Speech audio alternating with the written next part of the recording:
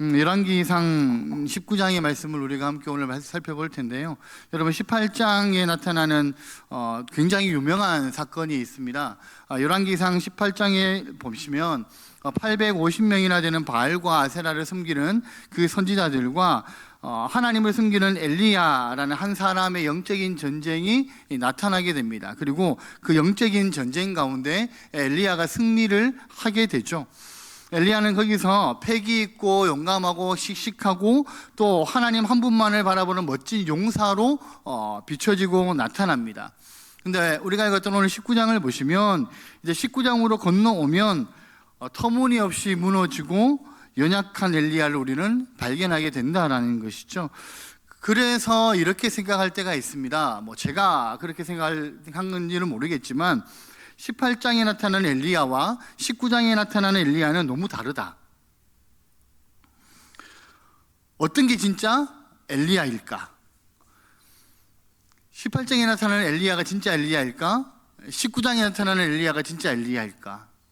여러분 그런 생각을 해보신 적이 표정을 보니까 없으신 것 같네요. 네. 그죠? 여러분 18장에 나오는 엘리야가 진짜 엘리야일까요? 아니면 19장에 나오는 이 연약한 엘리야가 진짜 엘리야의 본 모습일까요?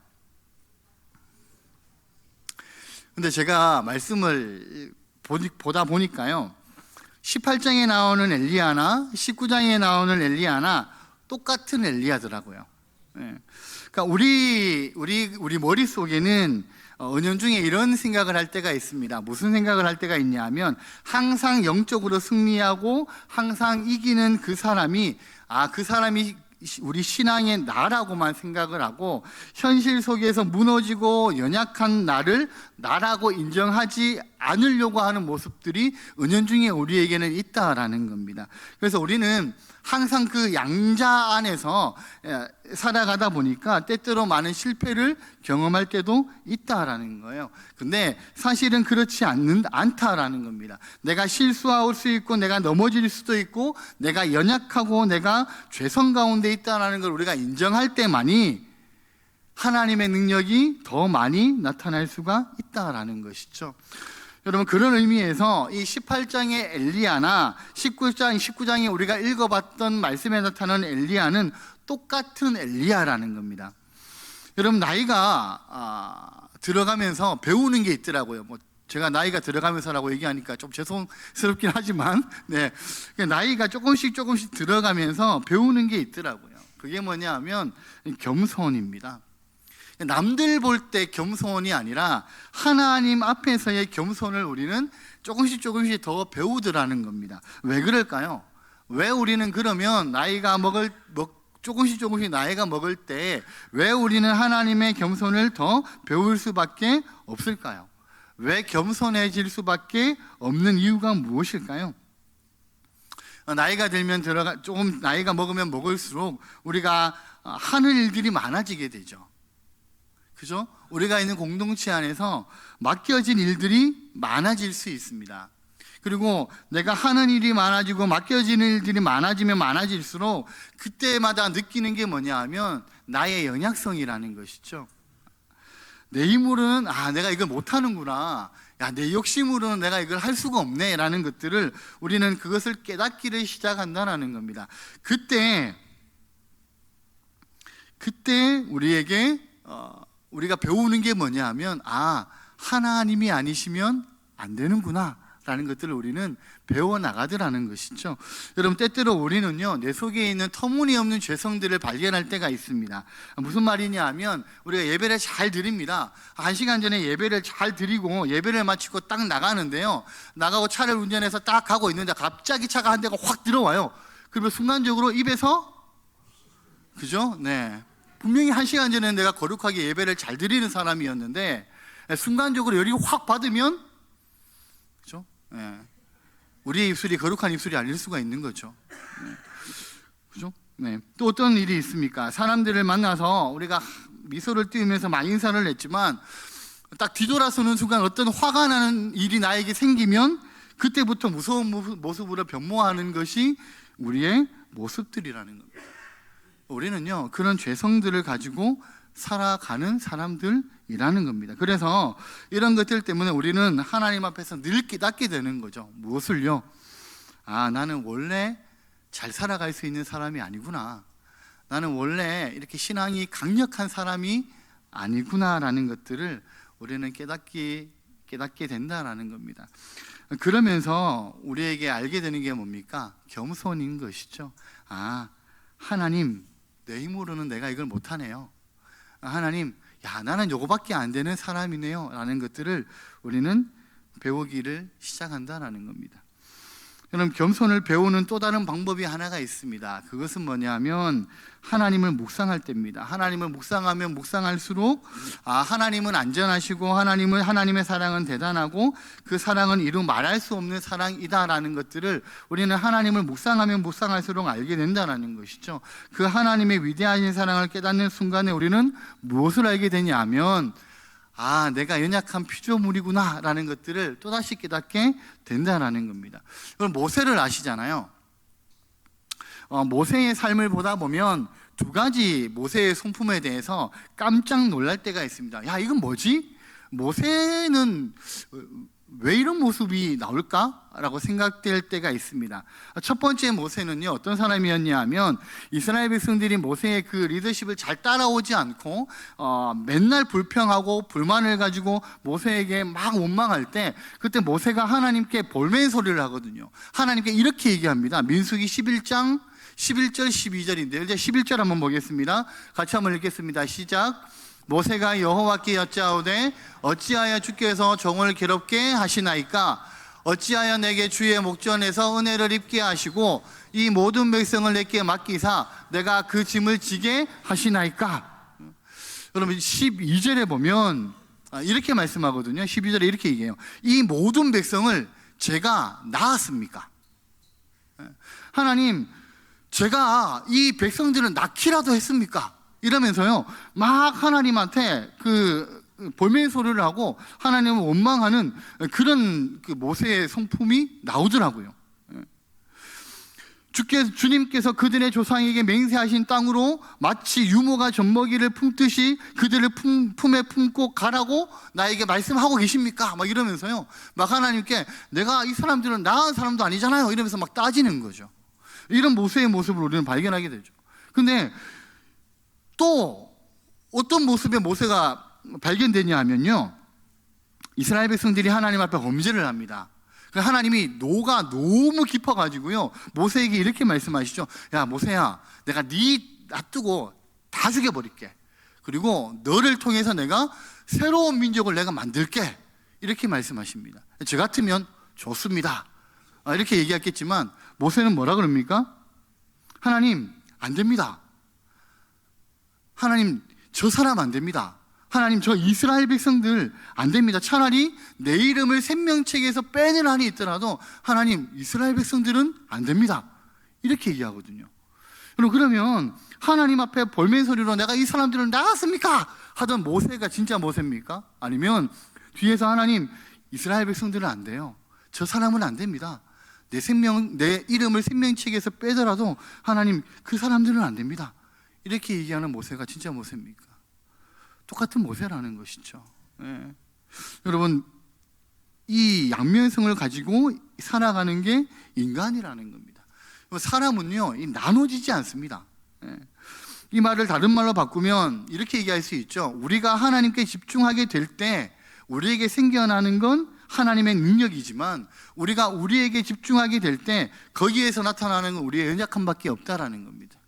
여러분, 모세가 불만스럽고 불평불만할 때는 자기의 연약함들을 바라봤을 때 그런 것이고요, 모세가 하나님을 바라봤을 때는 하나님의 백성다운 말들로 하나님께 나아가더라는 것이죠. 여러분, 지금 엘리야의 모습이 딱 그런 모습이라는 거예요. 하나님만 바라보고 갈멜산에 있을 때는 승리했습니다. 갈멜산에서 850대 1로 붙을 때는요, 엘리야는 아무도 바라본 게 아니라 오로지 하나님만 바라봤습니다. 얼마나 하나님만 바라보는 자신감이 있었으면 불로 태워야 되는 그 재물 위에다가 물을 부어버리잖아요. 그리고 그 물이 도랑까지 콸콸콸콸 차서 넘쳐 흐를 정도로 그 재물에다가 물을 부어버리거든요. 그리고 하나님이 불로 태우실 거라고 굳게 믿었던 사람이, 그 사람이 누구냐 하면 엘리야였다라는 것이죠. 불러서 응답하시는 하나님 여호와 하나님을 바라본 사람, 그 하나님만 바라보고 그렇게 행동할 수 있었던 사람이 엘리야였다라는 겁니다. 거기에는 위대한 영성이 나타나는 엘리야의 모습을 우리는 발견하게 되는 것이죠. 근데요, 하나님 바라보는 그 시선에서 한순간 환경을 바라보고 자신의 연약성을 바라보니까요, 한없이 초라해지는, 그리고 한없이 영적으로 다운되는 그런 엘리야의 모습으로 바뀌어지더라는 겁니다. 여러분, 우리가 누구를 바라보느냐에 따라서 우리 신앙의 성장과 우리 신앙의 다운이 결정된다라는 것이죠. 여러분, 이 엘리야가 얼마나 마음이 약해졌는지를 우리에게 보여주는 구절들이 있습니다. 4절 말씀을 한번 보실까요? 우리 4절 말씀을 같이 한번 읽겠습니다. 시작. 자기 자신은 광야로 들어가 하룻길쯤 가서 한 로뎀나무 아래에 앉아서 자기가 죽기를 원하여 이르되 여호와여, 넉넉하오니 지금 내 생명을 거두시옵소서. 나는 내 조상들보다 낫지 못하니이다 하고, 자, 여기에 보시면 자기 혼자 광야로 들어가죠. 그리고 로뎀나무 안에 들어가서 앉아서는 죽기를 원했습니다. 그리고 한 말이 뭐냐 하면 여호와여, 지금 내 생명을 거두십시오, 이렇게 얘기하는 거죠. 나는 내 조상들보다 낫지 못하리이다, 이렇게 얘기합니다. 근데 여기서 엘리야가 당하고 있는 낭패감을 우리는 발견할 수 있다는 것이죠. 여러분, 4절에서 우리가 주목해야 될 단어가 두 가지가 있는데, 첫 번째는 내 조상보다 낫지 않습니다라는 말입니다. 이게 무슨 말이냐 하면, 내 조상들보다 내가 낫지 않습니다라는 말의 의미는요, 이스라엘 백성들이, 여러분, 구약에 나타나는 이스라엘 백성들의 삶을 한마디로 여러분이 딱 정의를 내린다면 어떻게 정의를 내릴 수 있을까요? 말도 엄청 안 듣는 민족, 그죠? 하나님께서 은혜를 베풀어 주시고 기적을 베풀어 주시고 하나님의 놀라운 사랑으로 엄청나게 그들을 인도하여 주셨음에도 불구하고 끝까지 하나님과 반대되게 나아갔던 민족. 하나님이 이렇게 해라 그러면 절대로 그렇게 안 하려고 했던 사람들, 우리 그렇게 얘기할 수 있는 거죠. 엘리야가 그 말을 하고 있는 겁니다. 이스라엘 백성들이 엉망으로 살아서 하나님께 영광을 돌리지 못하고 처절하게 그 하나님으로부터 깨어진 그 사람들의 삶이나, 지금 갈멜산에서 승리하고 난 다음에 하나님의 말씀을 전했다라고 얘기하는 지금 내 삶의 결과가 똑같다라는 거죠. 내가 해놓은 게 아무것도 없네요, 이렇게 얘기하는 것과 똑같다라는 겁니다. 여러분, 850명의 바알 선지자를 내가 하나님과 무찔렀다고요? 아니요. 내가 그를 위대한 일을 했을지는 몰라도 지금 나에게 남는 결과는 하나님 아무것도 없네요. 우리 조상들이나 나나 똑같네요, 이렇게 얘기하고 있는 것이 지금 이 엘리야 선지자의 얘기라는 것이죠.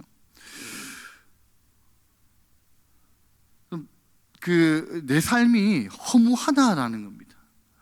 엉망으로 살았던 내 조상들이나 멋대로 살았던 그 사람들이 만들어 놓은 결과물이나 하나님께 열심히 있어서 하나님의 사역들을 열심히 영적 전투를 해서 내가 그 하나님의 사역들을 이루어가는 나나 하나님 결과적으로는 똑같네요. 지금 아무런 일들이 일어나지 않는 것은 똑같네요라고 얘기하는 것이 엘리야의 모습이라는 것이죠. 내가 아무리 몸부림치고 몸부림쳐도 하나님 내 사역의 종착은 허무입니다, 이렇게 얘기하고 있는 것이 엘리야라는 겁니다.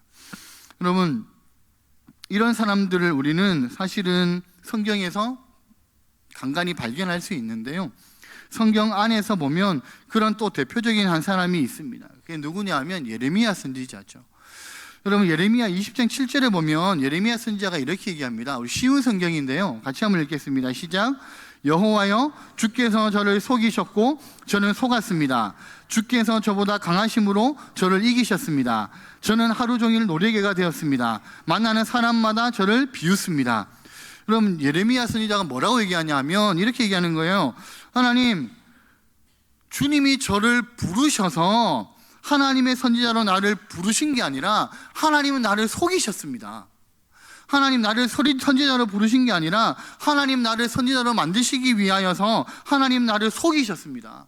그래서 하나님, 내가 지금 사람들에게 비웃음을 당하고 있습니다. 내가 사람들에게 하나님의 말씀을 전해도 이 사람들 듣지도 않습니다, 이렇게 얘기하는 거거든요. 그리고 그 바로 뒷절에서는 뭐라고 얘기하냐면 나는 앞으로 절대로 하나님의 말씀을 대언하지 않겠습니다. 나는 앞으로 절대로 하나님의 말씀을 전하지 않겠습니다. 그 밑에 나오는 말씀은 또 약간 뉘앙스가 다르긴 하지만 그렇게 얘기하고 있는 것이 이 예레미야 선지자의 선포예요. 하나님을 향한. 무슨 말입니까? 하나님 나를 속이셔서 내가 선지자가 되어서 하나님의 말씀을 전하라 해서 전했는데 지금 나에게 남는 게 뭐죠? 사람들의 비웃음밖에 없고 사람들은 나를 죽이려고 그러고 내가 하는 말은 믿지도 않고 하나님, 나는 다시는 하나님의 말씀을 나는 더 이상 전하지 않겠습니다. 그렇게 얘기하고 있거든요. 여러분, 엘리야 선지자나 예레미야 선지자나 지금 어떤 상태에 도달해 있다는 겁니까? 탈진했다라는 겁니다. 지금 엘리야 선지자나 조금 전에 소개했던 예레미야 선지자나 탈진된 상태라는 겁니다. 여러분, 육체적인 탈진은요 좀 쉬면 됩니다. 근데 영적인 탈진은요 심각합니다. 지금 그런 모습이 몇 절에 나타나냐 하면 우리가 알고 있던 4절에 나타나죠. 4절에서 탈진되어져 있는 엘리야의 모습이 지금 묘사되어져 있는 겁니다. 근데 여러분, 우리가 교회 안에서 섬기는 분들을 보다 보면 이런 분들을 우리는 만날 수가 있거든요. 영적으로 탈진된 분들을 우리는 만날 수가 있습니다. 어떤 분은 주방에서 열심히 봉사합니다. 최선을 다해서 봉사를 하세요. 밥도 열심히 하고 국도 맛있게 끓이고 하여튼 성도들이 너무너무 맛있게 드십니다. 우리 교회도 그렇죠, 그죠? 네. 근데 어느 한 사람 혹은 두 사람이 불평하기를 시작합니다. 국이 뭐 이렇노? 와 이리 짜노? 간도 안 보고 국 끓였나? 그죠? 내가 눈 감고 해도 이거보다 맛있게 만들겠다. 여러분, 그런 얘기들을 한 사람 두 사람이 지나가면서 툭툭 던지면요, 그 다음에 그 봉사했던 마음, 봉사하신 분의 마음은 어때요? 마음에 상처를 받습니다. 그래서 그 다음에 뭐라고 이분이 생각하시냐 하면, 내가 다시는 이 일을 하나 봐라.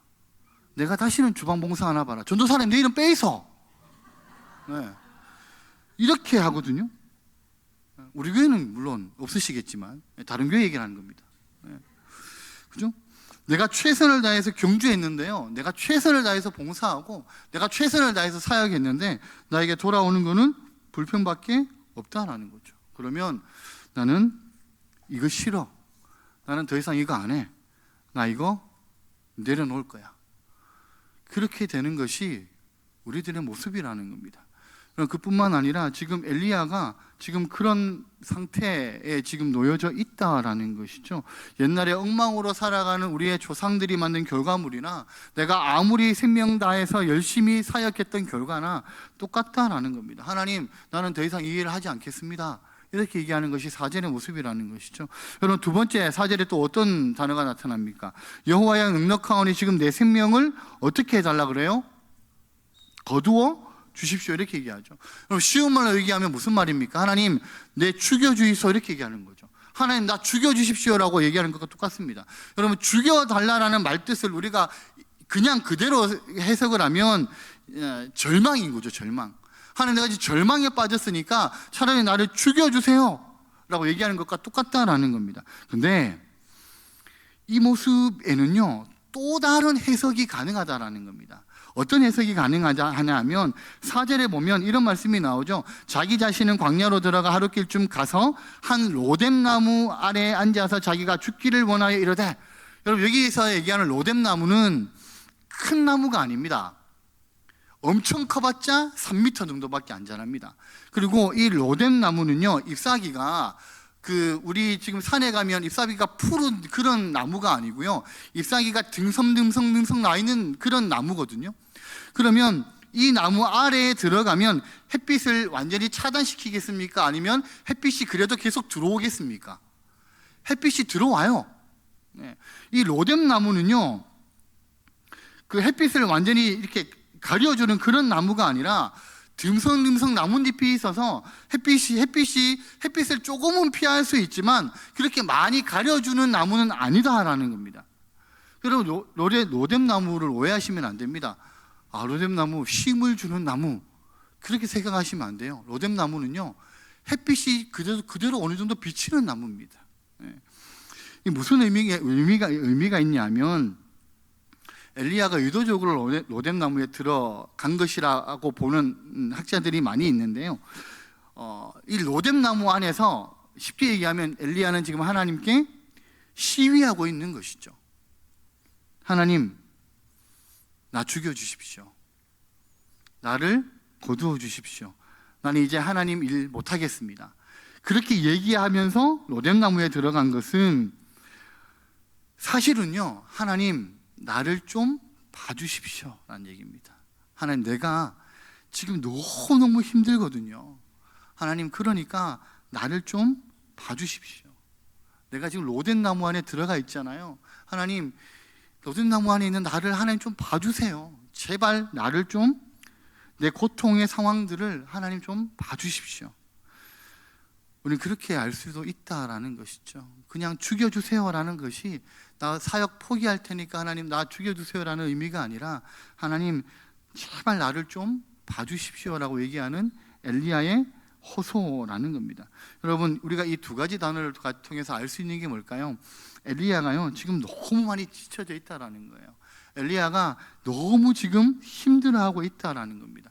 여러분, 엘리야만 그렇습니까? 아니죠. 우리가 우리의 인생을 살아가다 보면 여러분, 우리가 이럴 때가 있잖아요. 하나님의 영광을 위해서 나는 정말 최선을 다해서 달려오고, 내가 젊은 시절부터 하나님의 교회를 위해서 내가 열심히 봉사하고, 내가 몸이 상할 정도로, 또 내 가정 안에서 열심히 일하고, 내 혼몸 내 뼈가 부러질 정도로, 내 손마디가 굵어질 정도로 내가 직장에서도 열심히 일하고 내 청춘도 다 바치고 열심히 살아왔는데, 하나님 지금 나에게 남는 것은 아무것도 없네요.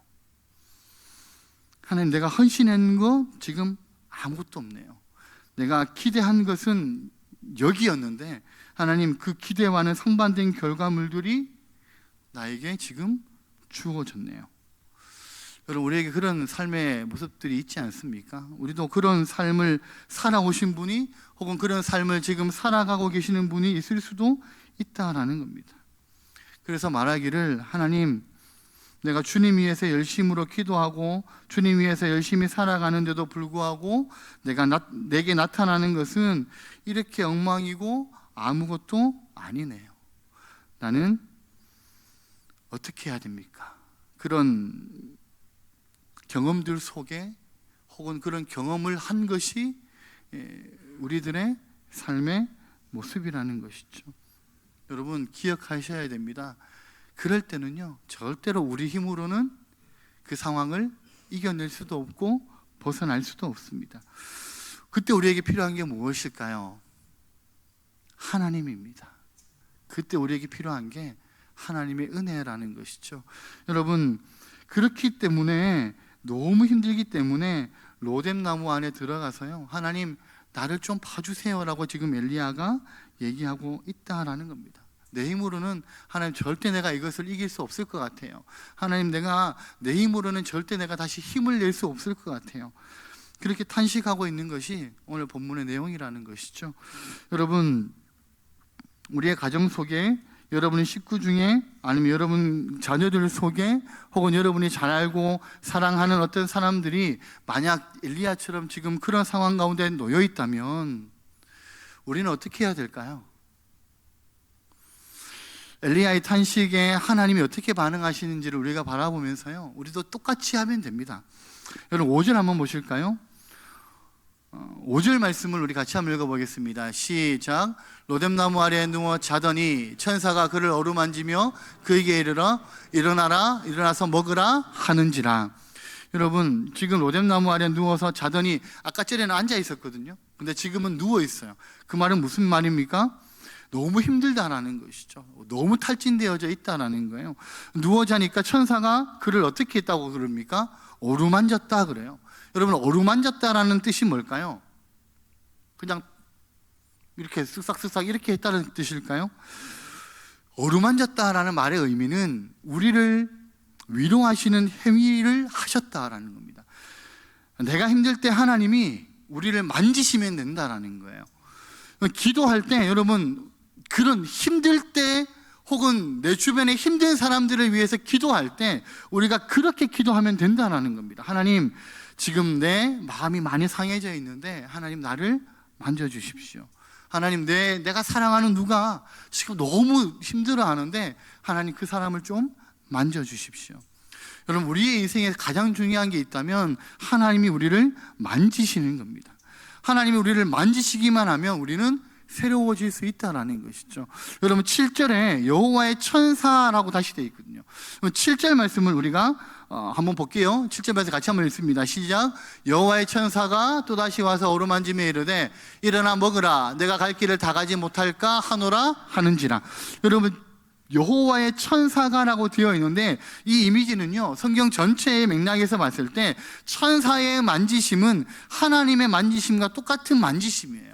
이 천사, 하나님께서 천사를 보내셔서 우리를 만지셨다라는 것이죠. 지금 천사가 어루만졌다라는 것은 하나님께서 천사를 통하여서 엘리야를 만지시고 계신다라는 겁니다. 하나님의 만지심이 나타나는 것이죠. 두 번째는요, 또 어떻게 합니까?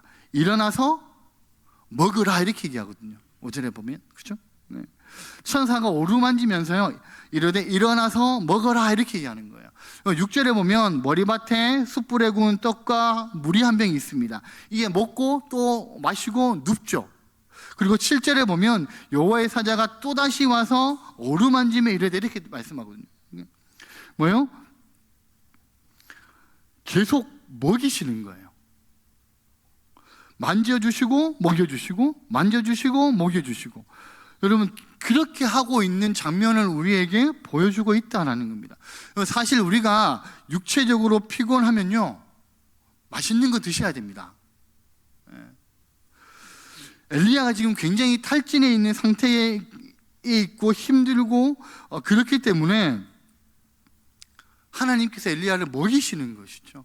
우리 주변에 어떤 분들이 굉장히 힘들어하고 육체적으로 혹은 영적으로 탈진해져 있는 사람들이 있으면 절대로 그분들한테 가셔요, 이렇게 얘기하면 안 됩니다. 김 집사, 지금 영적으로 다운됐네. 근데 기도 안 해서 그래. 지금 그러고 있을 때 아니야. 기도 안 해서 그래. 그런 얘기를 하시면 안 된다는 거죠. 여러분, 탈진한 사람한테는 가서요, 할 수 있는 것은요, 먹이는 겁니다. 육체적으로, 영적으로 탈진한 사람이 있으면 여러분 주변에 여러분 집사님, 권사님, 청년들 중에 힘들어하는 사람이 있죠. 그러면 그분들이 내 주변에 계시면요, 먹이시면 됩니다. 오늘 내가 밥 사줄게. 내가 맛있는 거, 내가 비싼 거는 못 사줘도 내가 밥 사줄게. 그런 거 데리고 가가지고요, 라면 사주시면 돼요. 네. 무슨 말입니까? 여러분, 힘들 때 너 뭐 안 해서 그래, 너 영적으로 이거 잘못해서 그래, 그거보다는요 그냥 먹이시면 됩니다.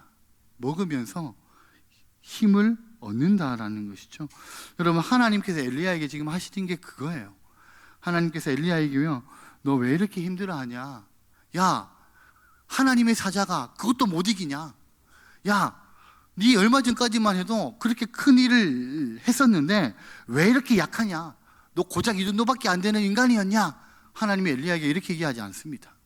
하나님이 엘리야에게 어떻게 하십니까? 그냥 어루만지시죠. 힘들었구나. 네가 많이 힘들었구나. 그래, 지금 쉬어라. 어루만지시고요. 또 하나님 엘리야에게 뭐 하세요? 먹이시는 거죠. 이거 먹고 힘내라.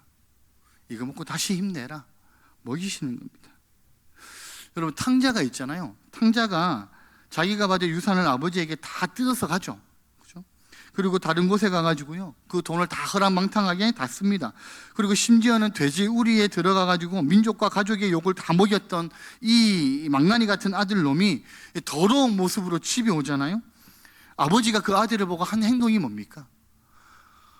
이놈의 자식, 호적에서 팠으니까 너는 내 아들이 아니야, 이렇게 얘기합니까? 그렇지 않습니다. 너 때문에 우리 가정의 명예가, 너 때문에 이스라엘의 명예가 훼손됐어, 뭐 이렇게 야단칩니까? 그게 아니죠. 어쨌든 일단 들어와 봐라. 좀 몇 대 맞고 보자. 뭐 그렇게 얘기하지도 않습니다. 어떻게 합니까? 달려가서요. 끌어안고 입 맞추고 잔치를 배설하죠. 내 아들이 다시 왔다. 동네 사람들 내 아들한테 절대로 손가락질 하지 마라. 누가 뭐래도 얘는 내 아들이다. 뭐라 하지 마라. 내가 얘를 사랑한다. 그걸 보여주는 게 탕자잖아요. 여러분, 힘들어하고 영적으로 다운되고 육체적으로 탈진한 혹시나 주변에 여러분 사랑하는 사람들 중에 그런 사람들이 있다면 그들에게 진짜 필요한 것은요, 비난하고 책망하는 게 아니라 밥을 사주는 겁니다. 밥 잘 사주는 우리 성도, 그렇죠? 예. 그거라는 것이죠. 그냥 어깨 한번 툭툭툭 끌어주면서 힘내라라고 얘기하는 겁니다. 절대로 하지 말아야 할 행동은요, 밥 먹자, 밥 사주시면서요, 절대로 잔소리 하시면 안 됩니다. 예. 여러분, 세상을 바꾸는 힘은 절대로 우리가 뭐 잔소리하거나 불평하거나 그럴 때 세상을 바꾸는 힘이 생기는 게 아니죠. 한번 만져주고 한번 밥 사주고 그렇게 하시는 게 하나님의 일들이라는 겁니다. 여러분 7절 한번 보실까요? 여호와의 천사가 또다시 와서 어루만짐에 이르되 일어나 먹으라. 내가 갈 길을 다 가지 못할까 하노라 하는지라. 하나님께서요, 만지시고 먹이시는 이유가 있습니다. 그건 뭐냐 하면 다시 엘리야에게 그 소명의 길을 가게 만드시기 위함이었다는 것이죠. 여러분, 어떤 사람이 당신의 길을, 그 사람의 소명의 길을 갈 수 있게끔 만들기 위해서는 지쳐있고 힘들어하는 사람을 다시 갈 수 있게끔 그렇게 만드는 것은요, 만지심과 먹이심이라는 것이죠. 오늘 이 두 가지를 또 마음에 간직하셨으면 좋겠습니다. 그리고 우리가 살아갈 때 하나님 정말로 절망 가운데 있는 사람, 혹시 진짜 내가 사랑하는 사람, 혹시 내 자녀가 혹은 우리 가정의 누구가 아니면 본인이 그런 상황에 빠지셨다면, 그런 상황에 놓여 있다면, 그러면 이것을 기억하시면서 기도하시면 됩니다. 하나님 만져주시고, 하나님 먹여주십시오. 하나님 나를 만져주시고, 하나님 나를 먹여주십시오. 그러면 하나님께서 만지시고 먹이시면서요, 또 우리가 걸어가야 할 그 소명의 길을 걸어가게 하실 것이라는 것이죠. 그 하나님 의지하시면서, 그 하나님 바라보시면서 믿음의 걸음을 온전히 걸어가시는 우리 모든 성도님들 되시기를 예수님의 이름으로 축복합니다.